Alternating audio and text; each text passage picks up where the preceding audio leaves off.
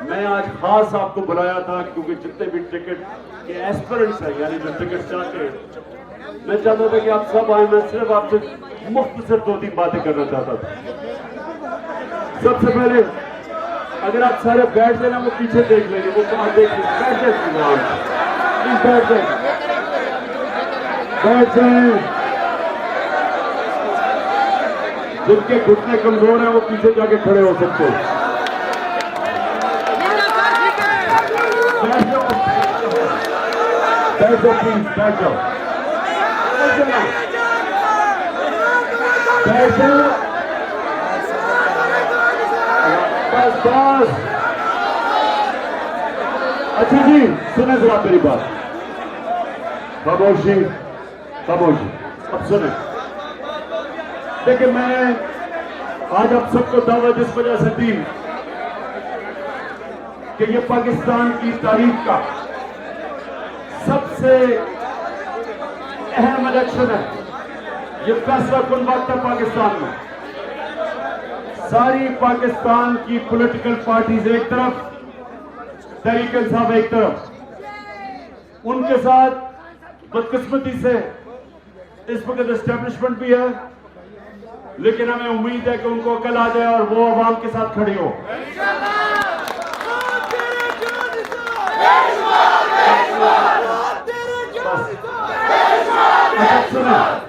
सुने, देखिए, मैं आपको सबसे पहले एक बात कहना चाहता हूं कि मैं ये चाहता हूं कि जो भी मेरी तहरीक इंसाफ के टिकट के लिए जो भी ख्वाहिश रखते हैं, मैं सिर्फ आपकी थोड़ी सी सोच बदलना चाहता हूं। मैं ये नहीं चाहता कि जिस तरह इस मुल्क की 70 साल तारीख में जब भी जो ज्यादातर 95% लोग इलेक्शन वो लड़ने आते हैं जो ये समझते हैं कि एमपी या एमएनए बन के उनके में कोई इज्जत का इजाफा हो जाएगा, वो शायद पैसे ज्यादा बना लें, उनका अपने हल्के में टैका हो जाएगा, डीसी भी बात सुनेगा, थानेदार भी सुनेगा, या पटवारी भी सुनेगा। यानी छोटी छोटी ख्वाहिशें हैं, बड़ी सोच नहीं है। इस वजह से हमारा मुल्क का यह हाल है कि अगर जो इलेक्शन जीत के असेंबली में बैठता है उसको पाकिस्तान की फिक्र ही नहीं है। सिर्फ उसका एक मकसद है कि मेरे लिए क्या है, क्या मैं अपने हल्के में अपने काम करवा सकता हूं, जायज और नाजायज, क्या मुखालफिन के खिलाफ पर्चे करवा सकता हूं। यानी हमारी सियासत वहां आके रुक जाती है। वो समझते नहीं है कि सियासतदान सारी दुनिया में एक तरफ गालियां निकालते हैं लोग, और दूसरी तरफ सारे अल्लाह के पैगंबर लीडर थे। सियासत इबादत भी बन जाती है। जब आप असेंबली में आके आपको अगर लोग इलेक्ट करते हैं, जब आपको टिकट मिल जाता है, तो आपको एक लीडर बनने का मौका मिल जाता है। आप फिर जाके अपने हल्के के लोगों को साथ मिला के, उनके काम करके, उनकी दुआएं लेके आपको मौका मिलता है ऊपर जाने का। लेकिन अगर आपका मकसद सिर्फ ये है, ये जो सारे बैठे हुए हैं जिनको गालियां पड़ती हैं, जो इलेक्शन से भाग रहे हैं, उनका सिर्फ मकसद ये है कि मैं इक़्तिदार में आके अपने लिए जात के लिए क्या कर सकता हूं। पैसा चोरी करके मुल्क से बाहर को बड़े बड़े मालात खरीद लिए, लोगों से झूठ बोला, अवाम में आते हुए डरते हैं, इलेक्शन से वो भाग रहे हैं। चाहते हैं किसी तरह एस्टेब्लिशमेंट मिलके इलेक्शन में एक बददियानतदार इलेक्शन कमीशन को साथ मिला के इलेक्शन जीत जाएं ताकि फिर से लूटमार करें। लोग इनको बुरा भला कहते हैं, गालियां मिलती हैं, बदवाएं लोग देते हैं। इतने पैसा इकट्ठा करके लंदन में भी सारा वक्त नीचे लोग गालियां निकाल रहे होते हैं। जिल्लत अल्लाह की तरफ से आती है। ये जिल्लत चाहे जितना मर्जी पैसा खर्च करे किसी को बुरा भला कहने के लिए, कोई इंसान दूसरे इंसान को जलील नहीं कर सकता। ये अल्लाह की तरफ से जिल्लत आती है।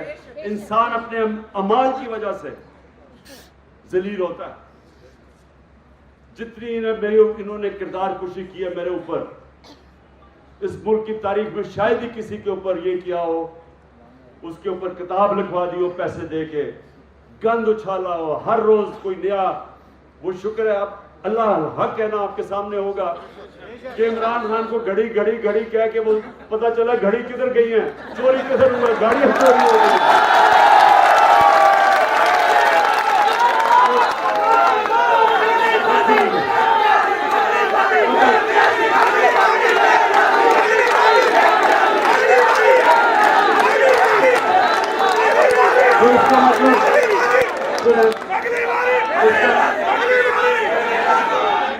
तो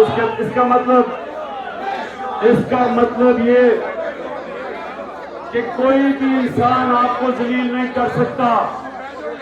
इंसान अपने अमाल की वजह से अपने आप को तबाह करता है। तो इसलिए मैं आप सबको एक पहले बात करना चाहता हूं कि आपने अगर पाकिस्तान को इस दलदल से निकालना है तो जब भी अल्लाह आपको मौका देगा, जिन जिन को मौका देगा, आपने इस बार एक नई सोच लेके आनी है। यानी बड़ा इंसान, सुने, बड़ा इंसान वो है जिसकी बड़ी सोच है। आज आपके मुल्क में सबसे बड़ा लीडर कौन है? कायदे आजम। और क्यों है? क्योंकि कायदे आजम अपने लिए नहीं उन्होंने पाकिस्तान बनाया। जब उनको पता था कि वो कैंसर से मर रहे हैं, अपने डॉक्टर को किसी को बताने नहीं दिया कि शायद अगर दुश्मनों को पता चल जाए तो वो डिले कर दें और शायद पाकिस्तान ना बने। ये कमिटमेंट थी। बीमार थे, मीटिंग में बैठते थे, पता नहीं चलने देते थे, क्योंकि अपने लिए नहीं कर रहे थे। इसलिए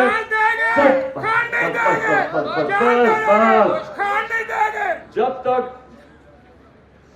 और इंशाल्लाह हमेशा हमारा मुल्क रहेगा, लोग हमेशा कायदे आजम को दुआएं देंगे, उसका लीडर मानेंगे उसे,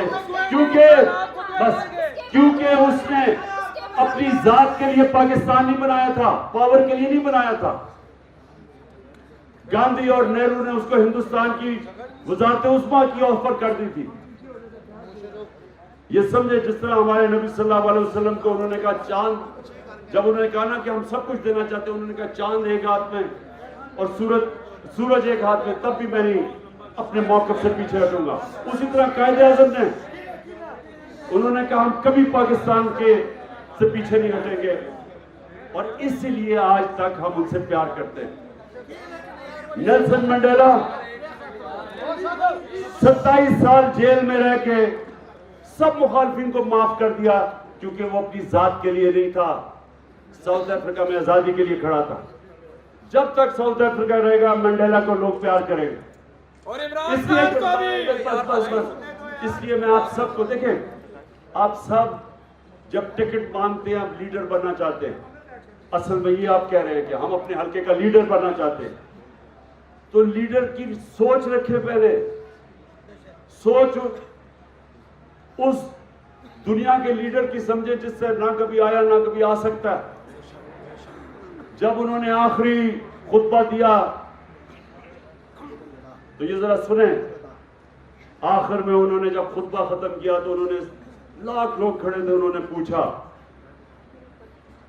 कि अल्लाह के सामने गवाही दो कि मैंने पूरी ईमानदारी से अपना पैगाम तुम्हें पहुंचाया। तो जैसे जैसे आवाज पीछे, क्योंकि पहला रो, फिर 10 रो, फिर आगे पीछे, आहिस्ता, तब तो लाउड स्पीकर नहीं थे, आहिस्ता आहिस्ता जब आवाज पीछे गई तो एक पूरा शोर उठना शुरू हुआ।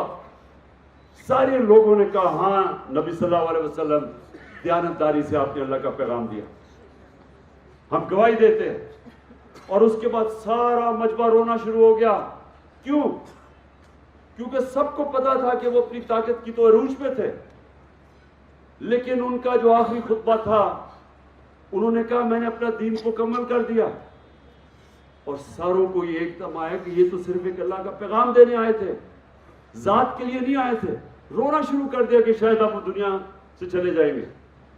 इसलिए मुसलमान उनके लिए मरने के लिए तैयार है। ये प्यार है उनका। और वो अल्लाह हमें हुक्म करता है कि उनकी सुन्नत पे चलो, और उनकी सुन्नत ये है जो उनके बड़े बड़े आशिक नबी दासत हजरत दाता साहब, मियां मीर, बुल्ले शाह, बाबा फरीद, ये सारे आशिक रसूल थे। आज इनके उर्स के ऊपर लाखों लोग क्यों जाते हैं? क्योंकि वो भी इंसानियत के लिए आए थे, तो जात के लिए नहीं आए थे। तो जो सियासतदान है, जब वो इंसानियत की खिदमत करता है, वो इबादत में चली जाती है। जब वो जात के ऊपर आता है, वो नवाज शरीफ वज़ीर बन जाता है, लोग गालियां निकालते हैं, देते हैं। तो आपने अच्छा, मैं आपको ये वादा, क्योंकि मैं अल्लाह से ज्यादा मुझे खौफ है, मैंने इस बार सारे टिकट आपको मैंने देने सारी। मैं अपनी पूरी कोशिश करूंगा। इंसान से गलतियां होती है, लेकिन मैं पूरी कोशिश करूंगा कि मेरिट के ऊपर और मैं जो समझता हूं उनको मैं टिकट दूंगा। लेकिन मैं इंटरव्यू भी आपको करूंगा भी, लेकिन मैं सिर्फ आपको ये कहना चाहता हूं, जिनको नहीं मिले टिकट, मैं आज आपको सिर्फ ये कहना चाहता हूं, आपने हमारे जिहाद का हिस्सा बनते रहना है। आपने ये नहीं कि जी मैं खड़ा हो जाऊं, आपने अपने आप को शिकस्त नहीं देनी। क्योंकि अब मैं आपको बता दूं, कोई जमात अब तहरीक इंसाफ को इंशाल्लाह नहीं हरा सकती। सिर्फ मुझे दर्द तहरीक इंसाफ का तहरीक इंसाफ से वो आपने, और मैं ये मेरा ये वादा है कि आप सबको हम अपने साथ रखेंगे। मैंने कमिटीज बना दी हैं, जो पूरी, जैसे ही टिकट, मैंने सुना जरा मेरी बात, एजाज चौधरी पंजाब में, उधर ऑन पपी, और फिर ब्रिगेडियर मुसद्दिक को मैं लेके आया हूं। मकसद इन कमिटीज का ये होगा कि वो सारे जिनको टिकट नहीं मिलेंगे पहले से तय कर देंगे कि हम आपको और किधर किधर एडजस्ट करेंगे। हजारों महकमे होते हैं, हजारों महकमे होते हैं, यानी सारे, आप अंदाजा नहीं लगा सकते कितने हजार हमारे पास महकमे होते हैं, जिधर हम पहले से आपको तैयार करेंगे, हम उनको एडजस्ट करेंगे उधर। और इंशाल्लाह मैं केपी का उधर भी मैं पूरी टीम बना रहा हूँ, आजम स्वाति की, अली मोहम्मद की और मुराद सईद की। उनका भी काम होगा लोगों को एडजस्ट करना। पहले से ही, इलेक्शन से पहले से हम आप सबको एडजस्ट करेंगे। बल्दियात इलेक्शन में नहीं, महकमे बहुत है, महकमों में आपको डालेंगे। मैं सिर्फ आपको भी कहना चाहता हूँ, आप सब ने हमारी टीम का हिस्सा बन के रहना। ये जहाज है और सब इंशाल्लाह लड़ेंगे।